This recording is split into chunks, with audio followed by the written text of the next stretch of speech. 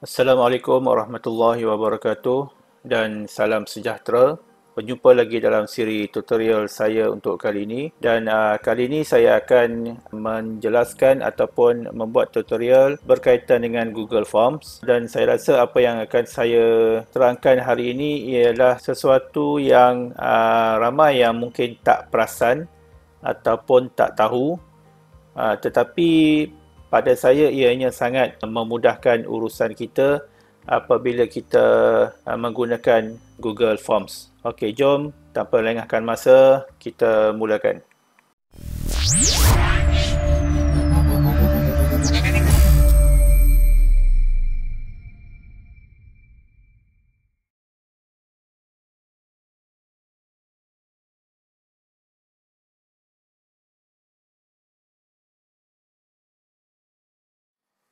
Okey, sebagaimana yang saya janjikan, untuk tutorial kali ini saya akan tunjukkan bagaimana cara untuk kita menyediakan satu borang ataupun satu forms menggunakan platform Google Forms, yang mana ianya sangat memudahkan urusan kita kerana kita mahukan data yang kita minta itu seperti mana yang kita kendaki. Jadi ada kalanya kalau kita minta lain, orang bagi lain. Jadi bila kita nak dapatkan data tu, dia akan agak mencacatkan lah dalam catatan data tu. So hari ini saya akan tunjukkan ada beberapa perkara yang mana kemungkinan pada saya ianya sangat berguna lah. Kepada anda saya tak pasti, tetapi saya rasa ianya sangat berguna juga kepada anda. So tutorial kali ini saya lebih fokus seperti biasa pada guru-guru ataupun kepada cikgu-cikgu, kerana kita banyak menggunakan Google Forms ni untuk mendapatkan data daripada murid, daripada ibu bapa, ataupun mungkin daripada rakan-rakan guru kita sendiri. Untuk tidak melengahkan masa, saya nak maklumkan bahawa tutorial pada kali ini saya akan tunjukkan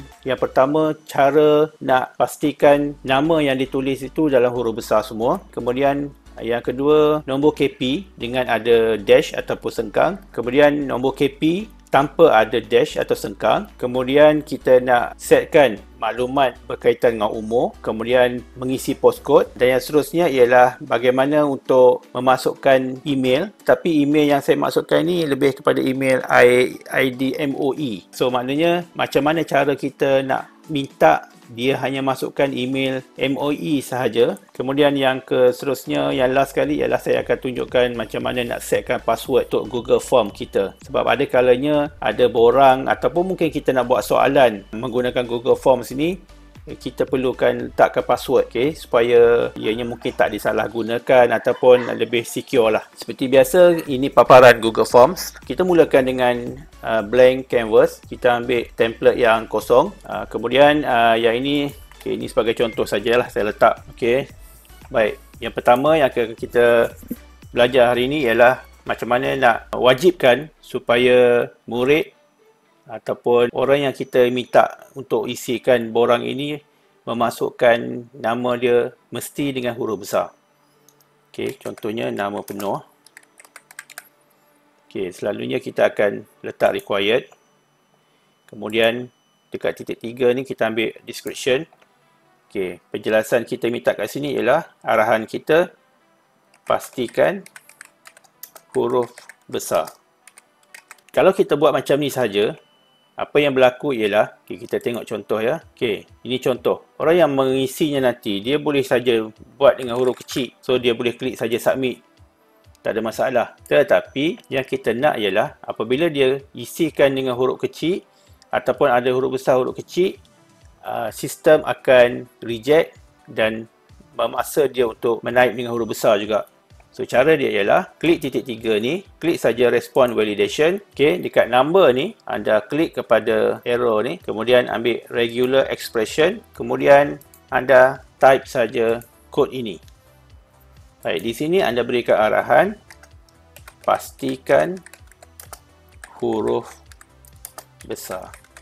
Kita dah masukkan kod ini dan arahan kita sekiranya dia tak masukkan huruf besar, dia tak letakkan huruf besar atau dia tak type dengan huruf besar, akan keluar notification ini, pastikan huruf besar. So kita tengok contoh. Nama penuh, pastikan huruf besar. So katalah contoh, dia menaik huruf kecil dan huruf besar. So dia klik submit. Okey, so sistem akan beritahu pastikan huruf besar. Buat semua huruf kecil. Okay, sama juga, dia akan menolak. Tapi kalau dia buat huruf besar semua, so bila dia submit, dia akan lepas. Ini yang pertama yang saya nak tunjuk. Baik, selain daripada kod ini, anda boleh juga letakkan kod seperti ini. Baik, anda boleh juga menaip kod seperti ini. So ada dua cara lah, yang sebelum tadi dengan yang kod yang ini.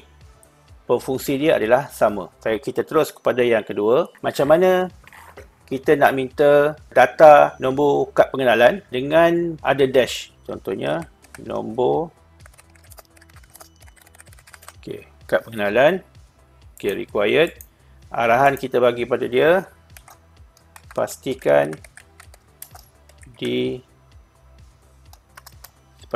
seperti contoh berikut.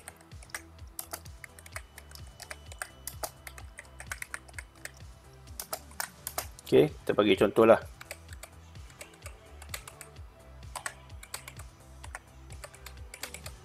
So kita bagi contoh macam tu lah. Kita tengok ya. Kita masukkan kod, kita klik respond validation, kemudian tukar kepada regular expression. Yang ini biarkan contents, kemudian masukkan kod berikut. Masukkan kod berikut. Baik.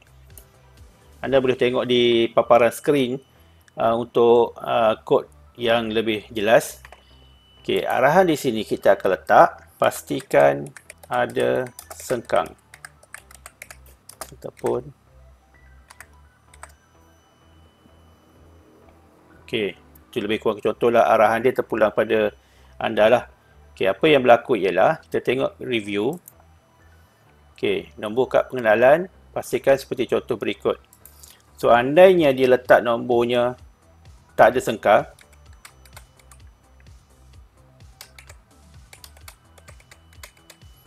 bila kita klik submit, dia akan beritahu pastikan ada sengkang.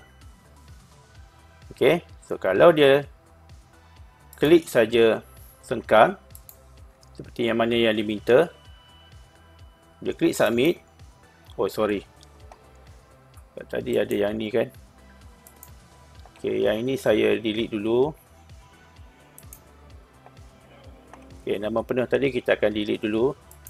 Kita buat satu-satu nombor kad pengenalan tadi. Kalau dia letakkan sengkang,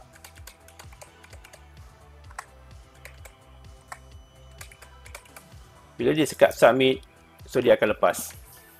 Kalau dia tak letak sengkang, kalau dia submit, dia tak akan lepas. Ini yang ketiga. Maknanya kita minta nombor kad pengenalan mesti ada sengkang. So yang ini kita delete. Kita ambil yang ketiga pula. Macam mana nombor kad pengenalan?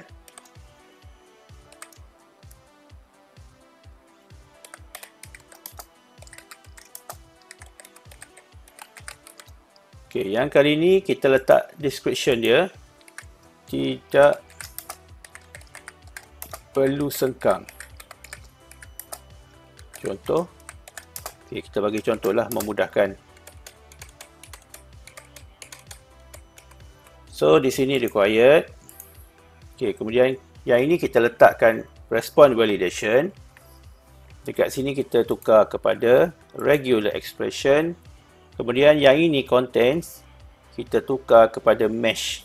Dia punya pattern dia ialah, baik.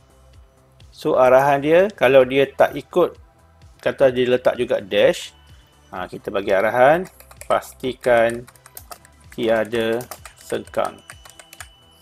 Kita tengok dia punya review dia. Nombor kad pengenalan tidak perlu sengkang. Contoh macam ni. Andainya dia pergi letak sengkang. Bila klik submit, so akan ada arahan supaya beritahu yang pastikan tiada sengkang. So dia akan type balik lah. Contohnya dia akan buang sengkang ni. So dia submit, dia akan lepas. Alright. Itu yang ketiga. So yang ni kita delete. Baik, seterusnya untuk umur. Okey, kita tengok pula untuk umur, untuk dapatkan data umur. Okey, kita letakkan required. Okey, kemudian kodenya ialah, okey, yang ini kita letak response validation. Kemudian pilih regular expression. Contents ni kita tukar kepada mesh. Okey, gunakan kod ini. Contohnya kalau ralat ke apa, kita akan bagi arahan. Sila masukkan umur sebenar. Okey, macam itulah. Kau ada yang main-main dan sebagainya lah.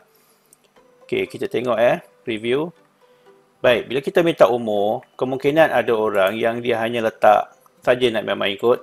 Dia letak 2 saja, 2 tahun.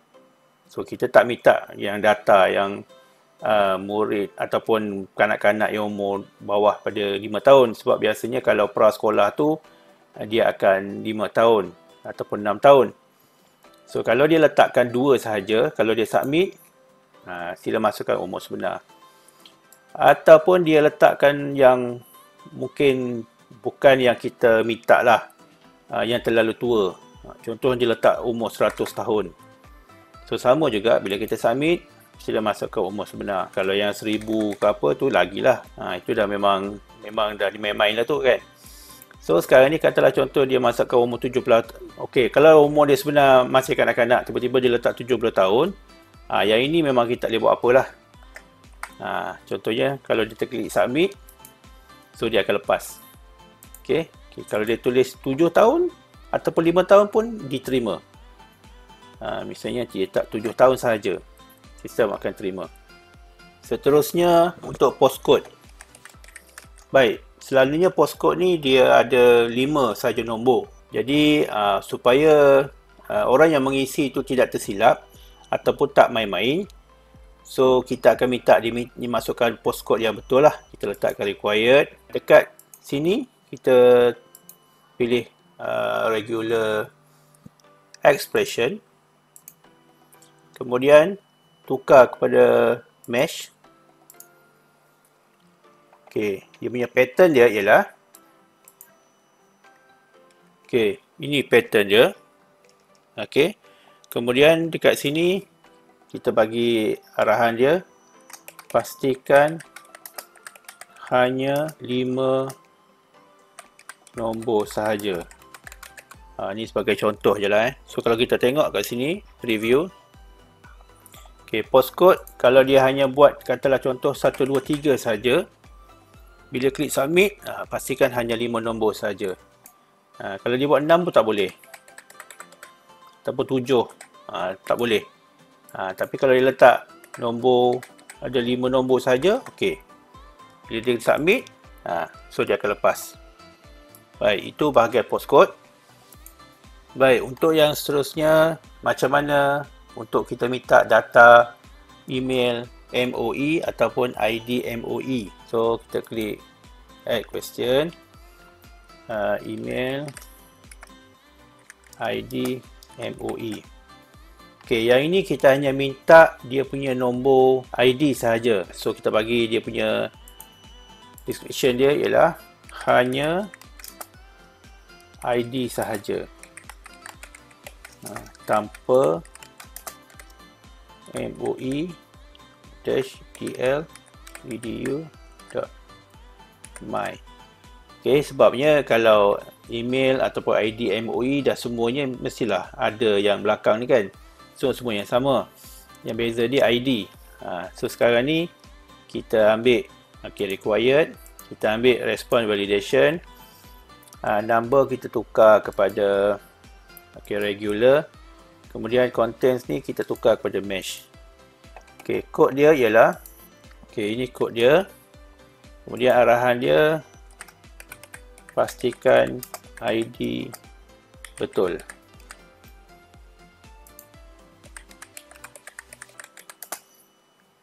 Okey, so kita tengok preview. Okey, email ID MOE hanya ID saja tanpa inilah MOE DL edu.my. So kalaulah dia masukkan nombor saja, biasanya nombor ID ni ada 8 lah. So dia akan mula dengan huruf G. So untuk huruf G itu Tak kisahlah kalau G tu dia nak letak huruf besar atau huruf kecil. Tetapi dia mesti ada dash. Okay, contoh kalau dia masukkan okay, macam tu je. So kalau dia submit, pastikan ID ni masukkan betul. Kemudian kalau dia masukkan huruf lain lah, contoh dia masukkan H, kemudian dimasukkan ID dia.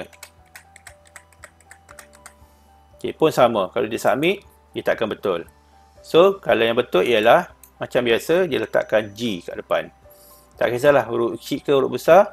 Kalau dia klik submit, so sistem akan terima. Itu yang untuk email ID. Okay, kita pergi yang last sekali. Ini mudah je ni. Rasanya ramai yang dah tahu kot. Kita delete yang ni. Macam mana kita nak setkan password. Okay, biasanya password ni kita akan letakkan section. Okay, ini section yang pertama lah contoh Biasanya dia muka depan. Contohnya kita soalan peperiksaan. Untuk muka depan ni kita minta dulu nama. Okay, contoh nama. Kalau anda nak letak yang huruf besar tadi, anda boleh masukkan kod lah. Ini sebagai contoh je. Okay, kelas. Okay, nama kelas. Dan yang last sekali, kita letakkan password. Supaya tidak ada yang main-main lah. Maknanya kalau form ni dapat kepada adik dia yang tadika ke buka ke, jadi tak adalah dia ikut suka dia nak masuk dan sebagainya kalau dia tak tahu password. So kepada murid tu kita akan beritahu lah passwordnya apa. Okey, supaya mereka dapat masuk untuk menjawab soalan. Ini sebagai contoh lah kalau buat soalan ujian dan sebagainya. Okey, untuk ini katalah contoh password. Okey, arahan dia ialah sila masukkan password yang diberikan oleh guru. Contoh macam itulah. Okey, required. Okey, cara kita setkan kod dia ialah pergi pada titik 3 ni, response validation. Okey, ambil yang ini tukar kepada regular expression. Okey, yang ini contents betul. Okey, kod dia terpulanglah password apa yang anda nak letak. Okey, contohnya kalau anda letak password dia mesti A, B, C 1, 2, 3. Contohlah. Arahan dia kalau dia salah, kita beritahulah password salah. Okey, kemudian kita tengok preview. Okey, so nama dia akan tulis nama dia. Kelas dia katalah dia tulis kelas UKM. Okey, kemudian sila masukkan password ni. Dia masukkan password mana-mana je. So, sistem akan kata salah. So, dia kena masukkan password yang cikgu berikan. Maksudnya, password tu tersebut terpulang pada kod yang kita bagi tadi. Kalau cikgu nak tukar passwordnya, katalah contoh AYAM, ayam je. So, bila kita klik preview, okay, nama.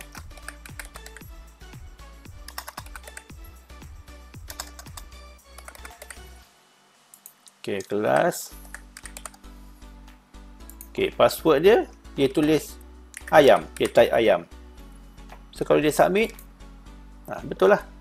Sebab kita dah setkan password dia tu ayam. Ini password ni terpulang pada kita set kat sini lah. Apa yang kita set kat sini, apa yang ditulis itulah yang akan diterima. Kalau ditulis kat sini lain, dia type lain, dia akan reject. So maknanya guru akan beritahu lah. Contohnya cikgu nak buat kelas kepada murid tahun 5. Cikgu dah beritahu kat dalam grup. Okey, password yang awak kena buka ialah dengan menggunakan password berikut. Cikgu bagi. So, saya rasa itu sahaja tutorial saya untuk kali ini. Yang mana kita buat Google Forms. Macam biasa kita buat Google Form. Cuma ada sedikit penambahan lah kod yang untuk memudahkan kerja dan urusan kita apabila kita nak dapatkan data nanti. Kalau tidak nanti, ialah kita minta bagi arahan kepada dia type semua huruf besar. Tapi ragam manusia ni macam-macam. Dia tetap juga type dengan huruf kecil. Ini saya tak cakap untuk murid saja. Di kalangan cikgu-cikgu sendiri pun kalau kita minta data, kita minta tulis nama, kemudian dekat description tu kita minta sila type dengan huruf besar, dia tetap juga type dengan huruf kecil. Jadi tak seragam lah bila kita dapat data nanti dalam Excel, jadi tak seragam. Ada yang huruf kecil semua, ada yang huruf besar, huruf kecil. So kita nak seragamkan huruf besar semua. Begitu juga yang nombor KP tadilah, supaya nampak lebih cantik, ada sengkang. Kalau cikgu tak nak ada sengkang tu, cikgu bagi arahan yang tanpa sengkang. Termasuk lain-lain yang saya tunjuk tadi. Kalau anda rasa sesuai untuk diguna pakai dan berguna, bolehlah gunakan kod yang saya tunjukkan tadi. Tapi kalau anda tak nak guna pun, tak ada masalah. Tak mencacatkan apa-apa pun. Okey, ini sebagai panduan untuk anda. Pada saya, ia sangat berguna dan memudahkan. So, itu saja yang saya boleh berikan tutorial untuk kali ini. Semoga bermanfaat kepada semua. Sekiranya anda rasa berguna video saya kali ini, jangan lupa tekan like dan juga jangan lupa subscribe saya punya channel untuk anda dapatkan lagi tutorial-tutorial lain di masa akan datang. So, saya mohon maaf sekiranya ada kekurangan sepanjang saya berikan tutorial pada kali ini. Sekadar itu sahaja. Assalamualaikum warahmatullahi wabarakatuh.